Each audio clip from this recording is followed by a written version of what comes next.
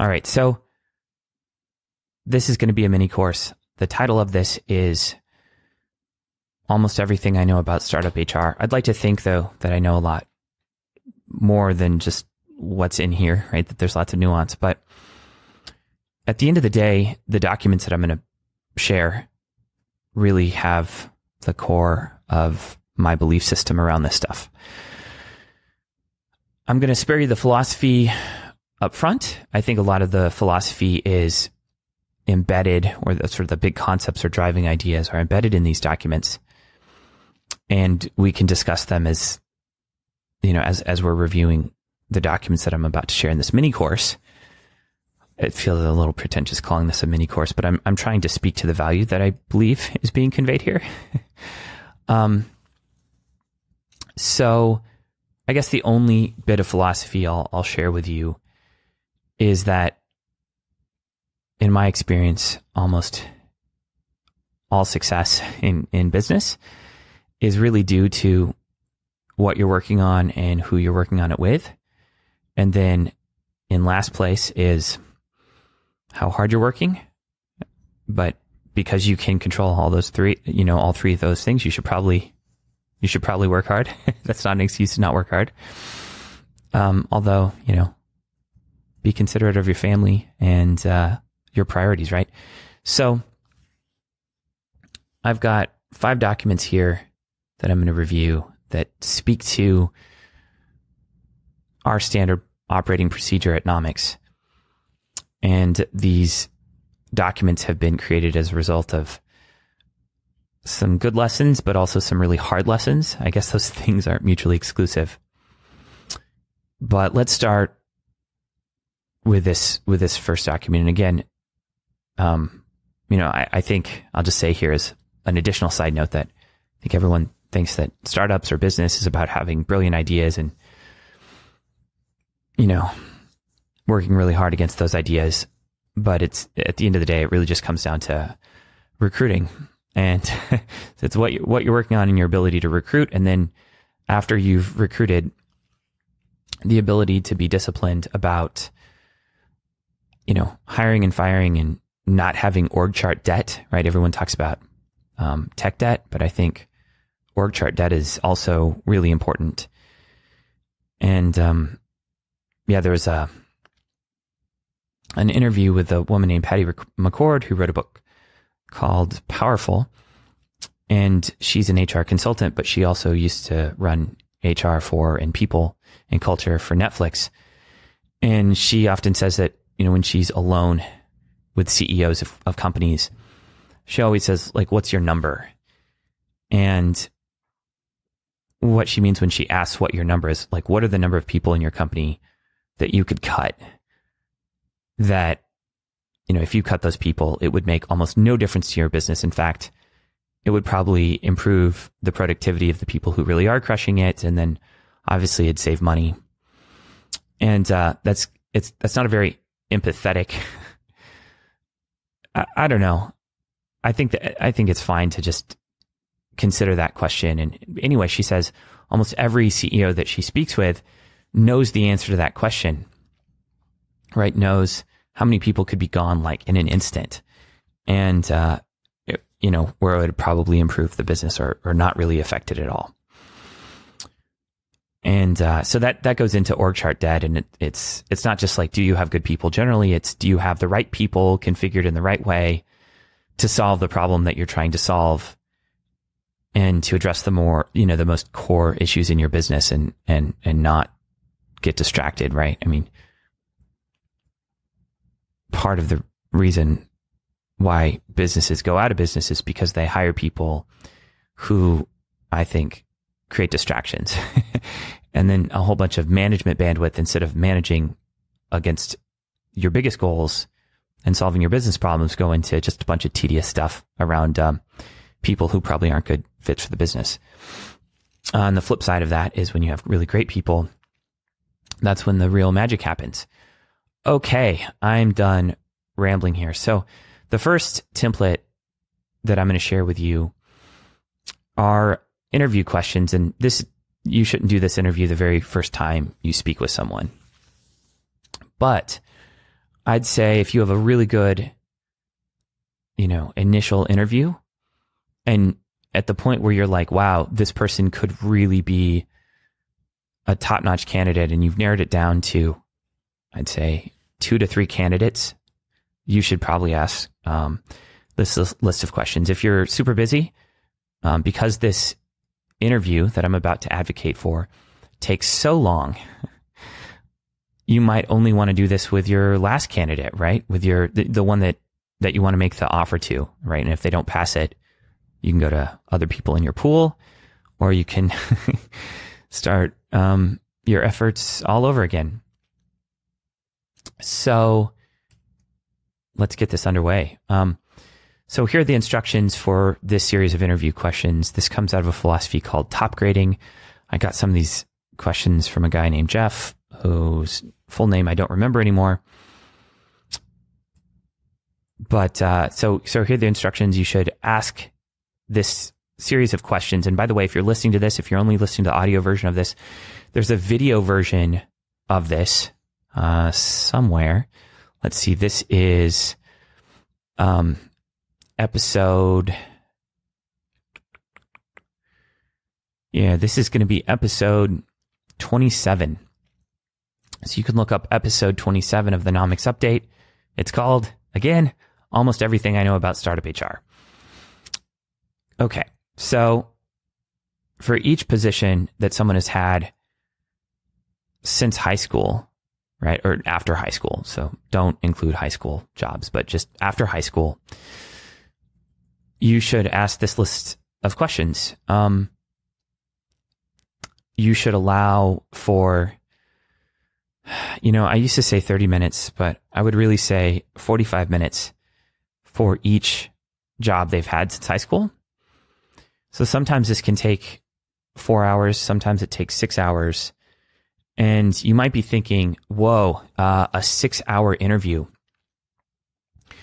That's crazy. And the truth is that is nothing. That is a drop in the bucket compared to the amount of time and blood, sweat, and tears and pain you will have if you hire the wrong person, right? So if you hire the wrong person, you lose all the time you spent hiring them. You lose the opportunity cost. Probably most importantly, you've lost time, and you've lost the opportunity cost of, like, what would you have if you had hired the right person and accomplished everything you'd like to within the time frame set aside. So 6 hours is nothing. If you're not willing to do a 6-hour interview to hire someone, or to make a decision about whether to hire someone, you are I don't think you've got your head screwed on straight regarding this stuff. If you especially for key hires, but why are you making any hires who are not key hires, right? So anyway, this can take 4 to 6 hours. This can take a long time. And if the candidate isn't down for this, I don't know. I'd say they're probably not a good fit, right? So you should do this at the end of this hiring funnel that you've put them through. So by then, they've spent some time with you. Maybe you've gone out to, had lunch together. You've had a few calls with them. They've met some other people on the team who have given you thumbs up. And this is really the last thing, before you hire them, in my opinion. And if they're not down, I don't know. I don't know what to say to you. One thing you can do, which I think is fair, is, because this takes so long and you'll probably want to do it during the work week instead of a weekend, I think it's completely fair, especially if someone's already flown down to see you, if you're recruiting them from out of town. I think it's fair, if it's been a long and arduous process up to this point, to offer to compensate them like whatever their hourly rate might be at their job, if they don't have paid time off, or I think it's fine to compensate them for their time here. You don't have to do that, but you can if you're really concerned about them saying no to this and losing a good person. You can compensate them. Okay. So it's better to do this interview over the phone just because there's so many questions and there's a lot to think about here if you're an interviewee. And it's good for them to just be in a comfortable space, maybe sitting at home, wearing pajamas, just in a really comfortable place where they can do a lot of thinking and reflection. And you should let candidates know that they can take a break in the middle of the interview. So if at any given time they want to go and just, I don't know, get some food, recharge, because this is a lot of interviewing, they can do that. And that's totally fine. I also recommend that you interview this, or I'm sorry, that I don't do post-productions for this podcast. So I also recommend that you record this. And a good way to do that is with Uber Conference. I don't know if you use Uber Conference, but you can record phone calls with Uber Conference. It's pretty great. I like it a lot. And you should record this. And obviously, they should know that you're recording it. Obviously, they should know that you're recording it. It's unethical not to. So for each position, you ask, actually, the first question should be like, sorry, I'm doing some editing here. This isn't this is caught up with the latest version. So the first question is like, what did you step into, right? Like what was the lay of the land when someone entered, when they entered the job? Like just how would they describe the general situation and vibe when they started a position, right? And you're starting again with their first job out of high school and you're taking them to their very last job. The second thing is, what was their job and duties? Why did they choose this job? A lot of these are self-explanatory if you're watching this video. Who did you report to and how will they rate you, right? Like if you ask them right now, what did you do on a daily basis? What are you most proud of accomplishing?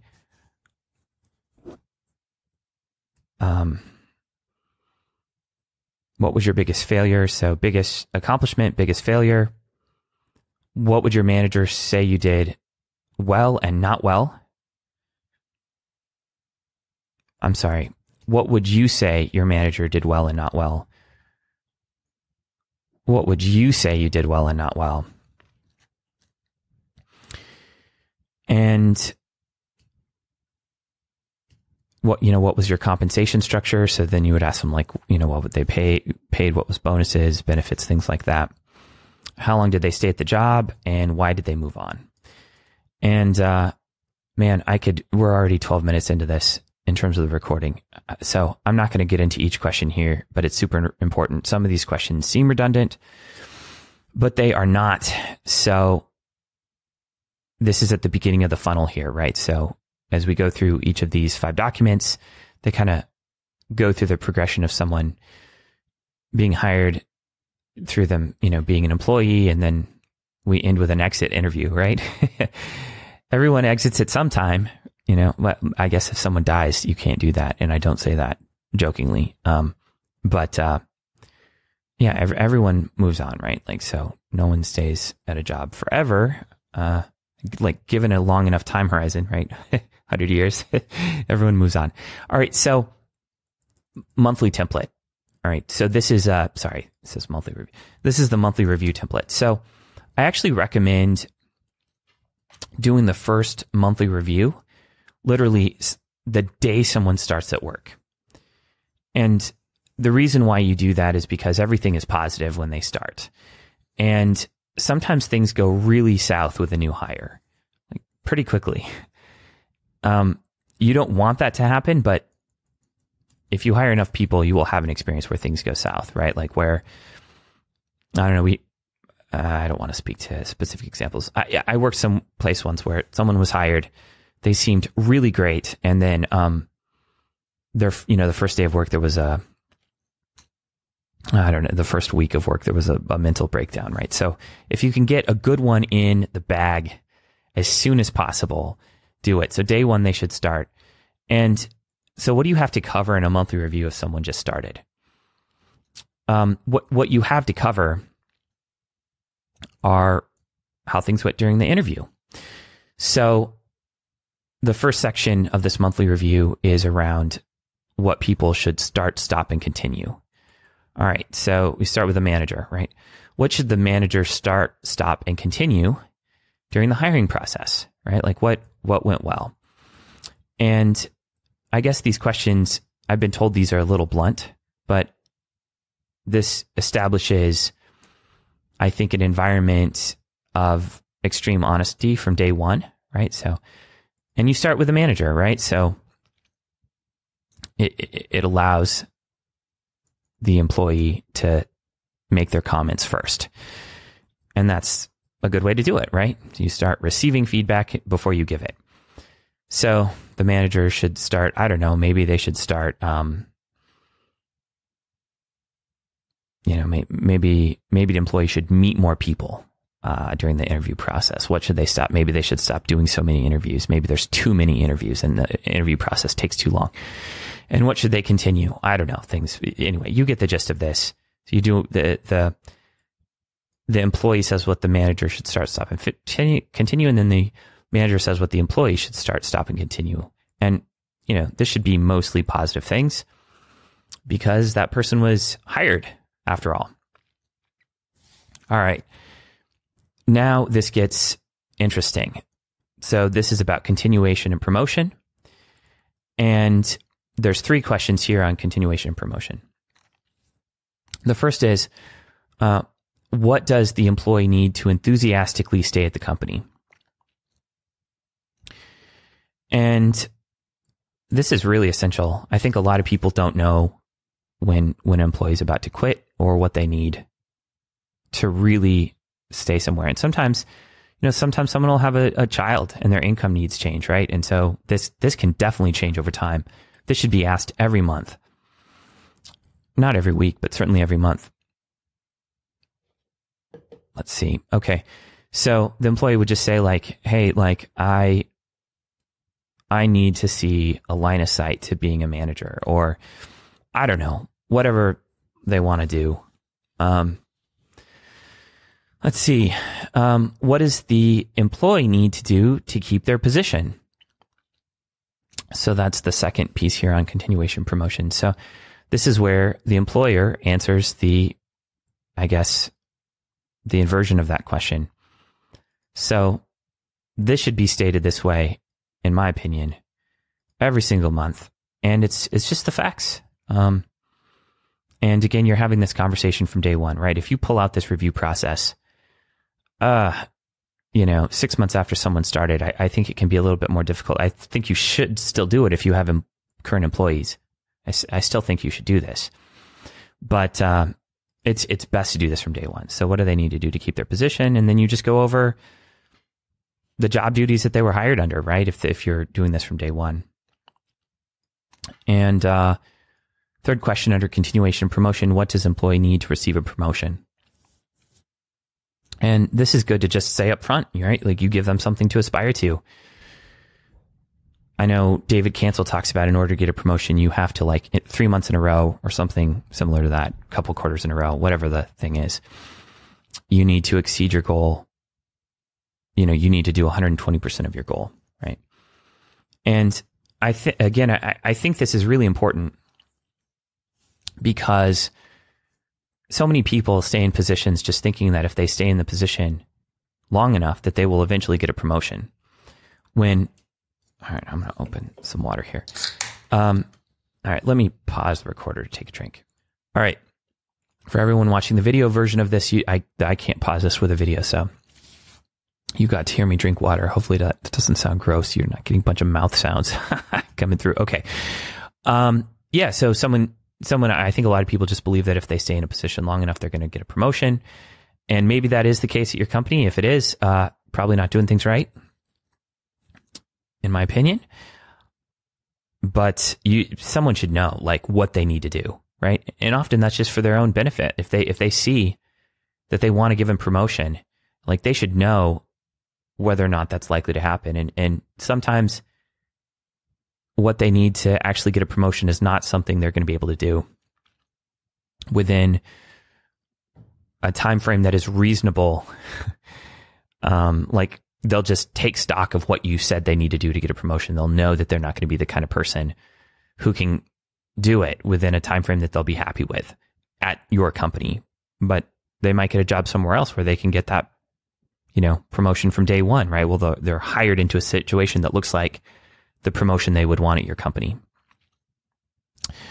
And then other times, this can be really great news because someone will come in and you'll tell them exactly what they need to do to get a promotion that'll inspire them, and they'll start crushing it. And,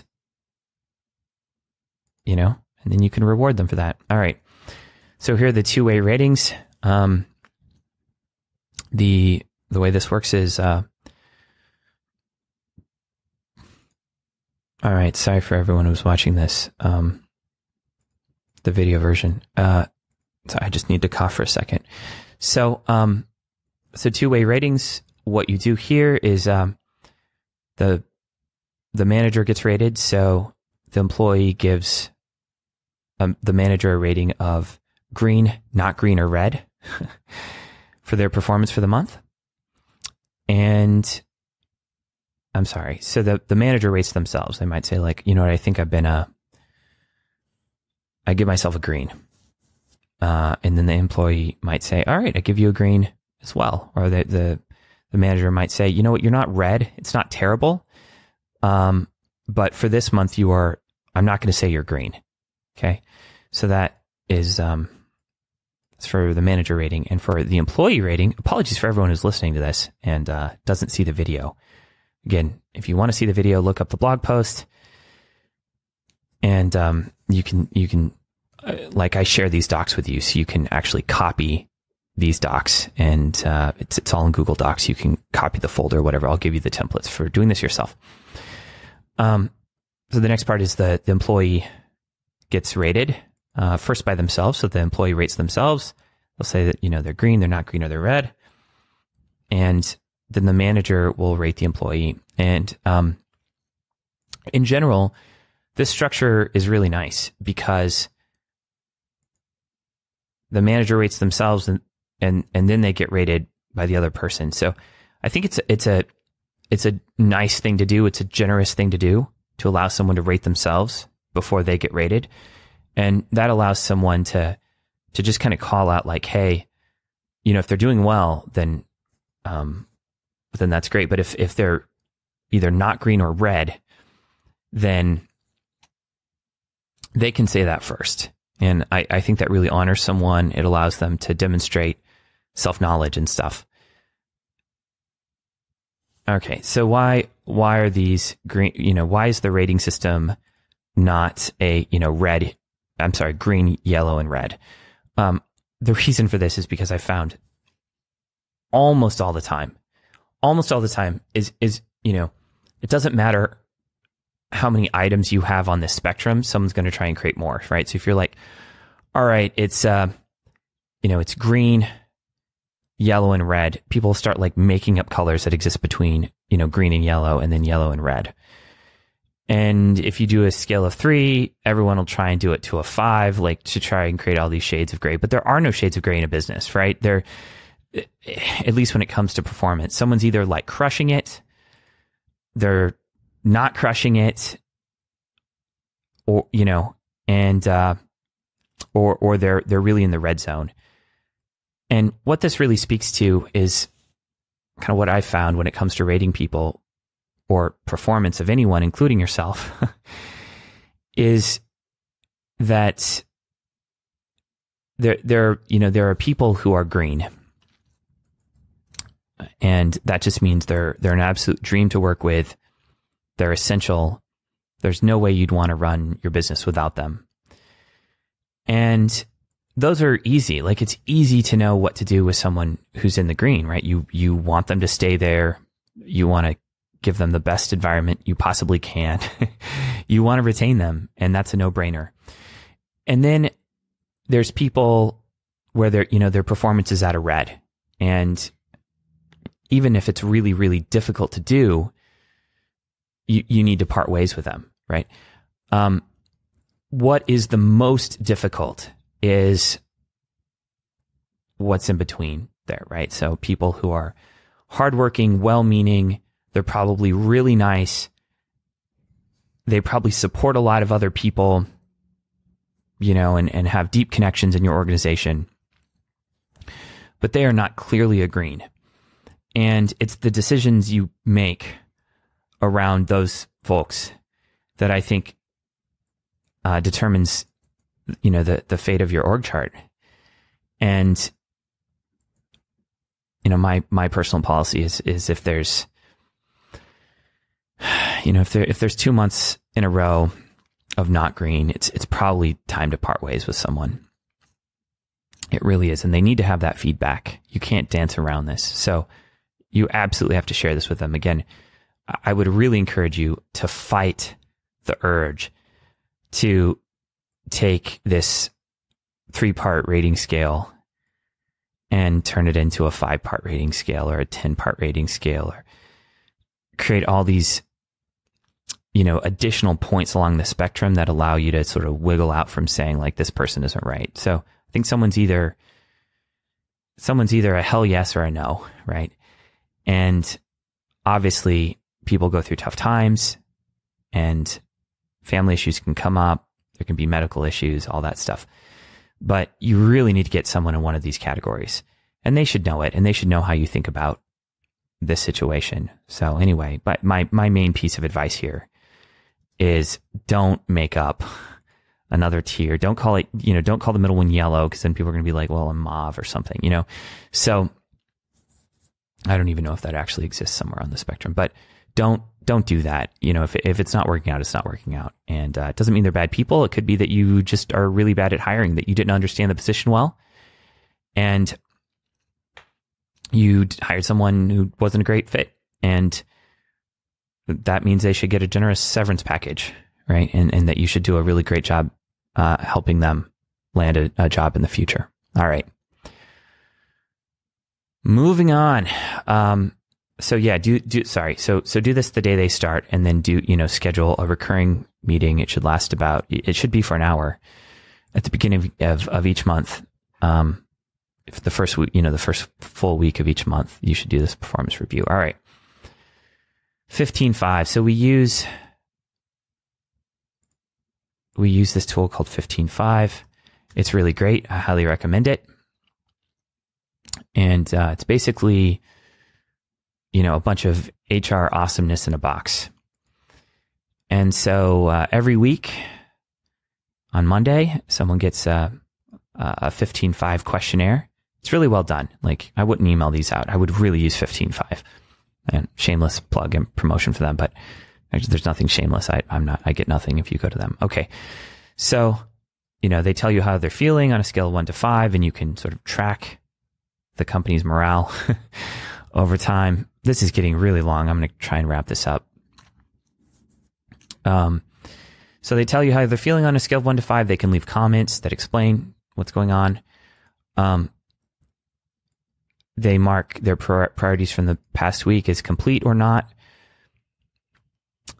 This is an important question. So we want you to have all the information you'd ideally like to have to perform at your highest level and feel fulfilled at work. In the spirit, do you feel like you know everything you'd like to know about 1, our strategy, 2, our goals, and 3, your role in the big picture? And then they answer yes or no with comments. So they fill this out every week.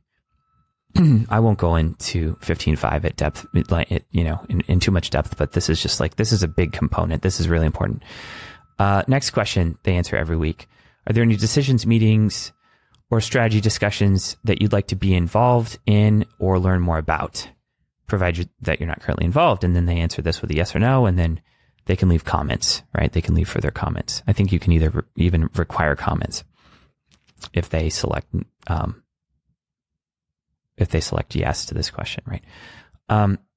Next one, what was your number 1 priority from last week, for last week above all others? And do you feel that your actions, prioritization, and time allocation reflected your number 1 goal?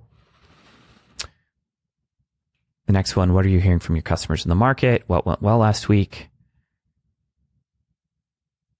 This is an important one. If you could suspend all disbelief and wave a magic wand to instantly change one thing about your personal experience, as an employee, what would you change? Next question, is there anything you've heard from the market, customers, coworkers, or your supervisor that didn't feel particularly nice, good, or fair? And they can, same thing as these other yes, no questions. And then they can send shout outs to other people. Anyway, this goes out every week. I know this is a lot of material right here, but this is just for hiring, right? You need an interview. This is a monthly review.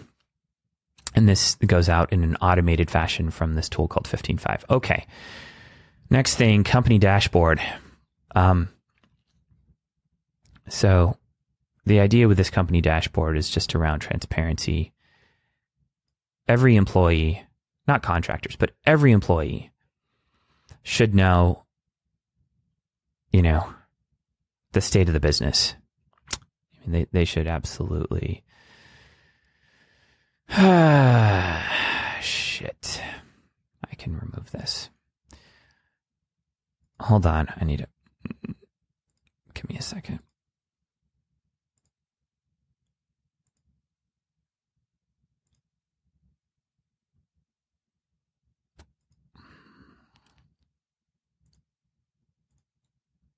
Hold on, I'll be back. For everyone who's listening, I just shared a bunch of stuff about our company in this video that I need to remove. Okay. All right. So the spirit of this, now I have to do post-production on this video. Damn it. Okay. So the spirit of this dashboard is, okay, you start off every week during a weekly meeting, like an all-hands meeting, and you go over your company's 3 biggest goals. It's good to have 3. Sometimes there's only 2. You're really crushing it if there's only 1. So what are the 3 biggest goals? You review them. Shouldn't take very long, especially if you're doing it every week. Then you go over the 3 biggest sales objections, right, or usage objections, but the 3 biggest objections to getting adoption of your product. Then you go over the 3 biggest wins, like what are the 3 biggest wins of the last week? Then there's show and tell. That's the time where you can just kind of show interesting things that are happening in the business and get people acquainted with what's happening across the company. Then you go over major date estimates, if there's any important deadlines, dates by which things are going to be shipped, etc. You go over those. Here's some examples from our past. Then you go over just important health metrics in the business. So the first one might be, I recommend, and Brad Feld, famous VC, has a good blog post about this. You should only, at the very highest level, you should have 3 metrics and no more, maybe 2. But certainly no more than 3 major metrics that you use to track the health of the business. So you go over, metric number 1, what is it for that week? Metric number 2 and metric number 3. This could be customer account, annual recurring revenue, and a third thing,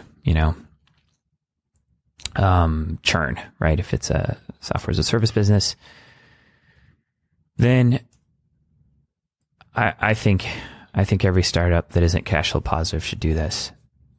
So I guess smart people could disagree with me, but I think you're making a big mistake if you don't do this. You should show everyone how much money is in the bank account. If you do have a burn, how many weeks left you have at that burn and how many years left you have at that burn.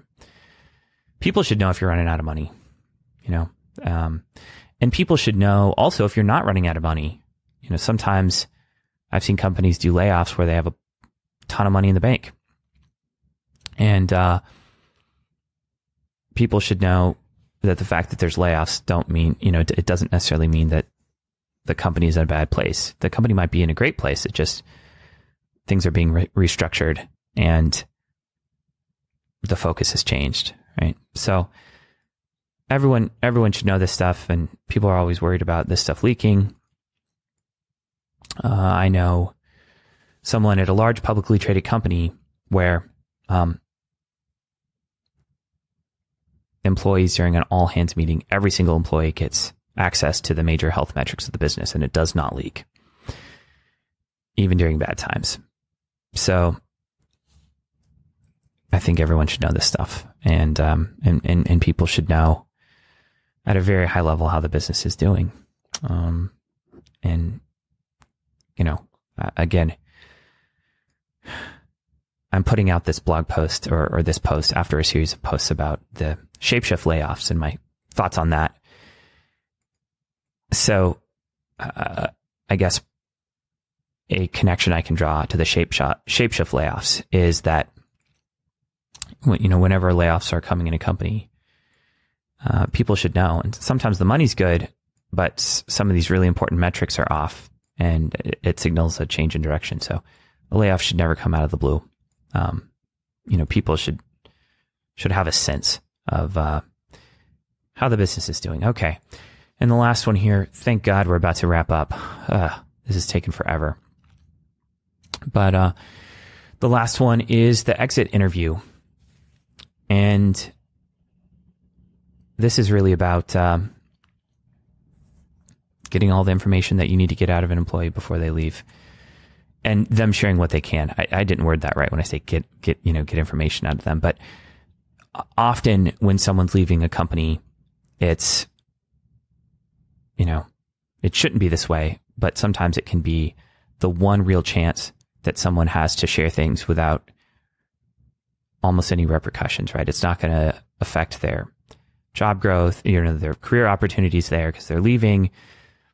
If they do say something that's uncomfortable, they don't have to come back the next day, right? It's their exit interview, right? So they provide this on the very last day. And then right after this, they unfortunately have to, leave the building. And regardless of if it was their decision or the company's decision. So this is where the manager shares, what an employee should start, stop, and continue. And you might not want to do this rating piece, but whoever's doing this exit interview can give the employee rating. You might want to skip this if it's, if it's bad and they already know all this stuff. Okay, and then the manager should start, stop, and continue. So the manager should do this exit interview, not HR. So this is the same rating scale as the monthly review. So green, not green, and red. And then the team should, right? And this is the team that they're on. What should the team that they're on, what should that team start, stop, and continue? And then department, right? So if you're big enough to have a team and then a department that someone's in within that team, then, what should that department start, stop, continue? What should the company start, stop, and continue? And then there's room for anonymous feedback for individuals. Obviously, they have to trust you in order to do this, that you won't send this feedback, like that you won't share someone's name, or you might not even share it with the individual at all, right? Like that's at your discretion. But do you have any anonymous feedback for individuals or about individuals? Non-anonymous feedback for individuals. Again, you can share this with the individuals that the person exiting the company, you can pass this along or not at your discretion. You get to decide that. If you could wave a magic wand, what wrongs would you like to see righted? This is where you can find out if there's, you can make something right with someone before there's a lawsuit, right? Do they have any final thoughts or statements? And then miscellaneous notes. All right, so we've gone through everything here. Man, this has been long. I hope you've gotten some value out of this. Maybe you just took the templates here and ran with them. And honestly, you'd probably be okay if you just did that. I'm done recording this. Take care. Let me know if this is helpful to you. If not, maybe we can just share this with people here internally. All right, take care. Bye.